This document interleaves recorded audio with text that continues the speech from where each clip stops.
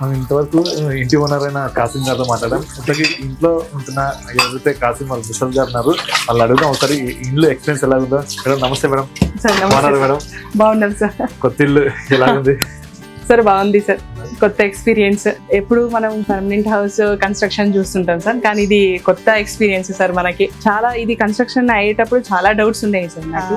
ఇది ఎలా ఉంటుంది, సపోర్ట్ ఎలా ఉంటుంది, అంటే ఇన్ని ఫర్నిచర్స్ ని మోస్తుందా లేదా, తర్వాత నాకు అనుకున్న ఫర్నిచర్ ని ఇన్ని ఇన్స్టాల్ చేసుకోవచ్చా, అవుతుందా లేదా అనేది నాకు చాలా డౌట్స్ ఉంది సార్. కానీ కన్స్ట్రక్షన్ టైంలో నాకు చూస్తూ ఒక నమ్మకం వచ్చింది. అంటే సొంత ఇంటికల్లా నెరవేరుతుంది, కానీ ఇంత షార్ట్ గా ఇంత ఫాస్ట్ గా ఇంట్లో చేద్దామని ఎప్పుడు అనుకోలేదు సార్. ఖచ్చితంగా అనుకోలేదు సార్. ఇంట్లో ఉంటుంది కంటైనర్ లాగా ఉంటుంది, లేదా మనకు ఆ ఫీలింగ్ వస్తుంది కంటైనర్ అస్సలు రాదు సార్. అసలు మనము నార్మల్ హౌసెస్ కన్నా కొంచెం ఫీలింగ్ బాగానే ఉంటుంది సార్ ఇక్కడ.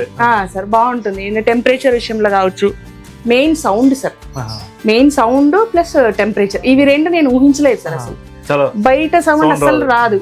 మనం ఈవెన్ బెడ్రూమ్ లో ఏదైనా జరిగినా కూడా ఆ సౌండ్ బయటికి రాదు సార్. ఇప్పుడు సార్ ఇందాక మీరు మాట్లాడారు కదా, మనం బయట ఉన్నాం సార్, ఒక పిన్ డ్రాప్ సైలెంట్, అసలు బయట ఏ సౌండ్ లేదు సార్.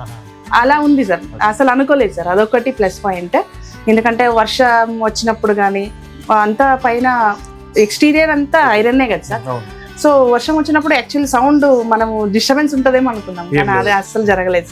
మొన్న రీసెంట్ గా వర్షం అయినప్పుడు చూసామన్నమాట. ఆ ఎక్స్పీరియన్స్ కూడా నాకు, ఆ డౌట్ కూడా క్లియర్ అయ్యింది. లివింగ్ ఏరియా కానీ వాషింగ్ ఏరియా కానీ అంత కన్వీనియంట్ సార్. నేను చాలా ఉన్న దాంట్లోనే, ఉన్న బడ్జెట్ లో, షార్ట్ పీరియడ్ లో నాకు కావాల్సిన కన్వీనియంట్ అన్ని చేసుకున్నాను సార్ నేను. అదొక్కటి నాకు నచ్చింది అనమాట. చాలా ఈజీగా షార్ట్ పీరియడ్ లో మన అనుకున్న లగ్జూరియస్ కన్వీనియంట్ చాలా బాగా అయింది సార్. నాకు అదొక్క హ్యాపీగా ఫీల్ అవుతాను సార్. Thank you sir.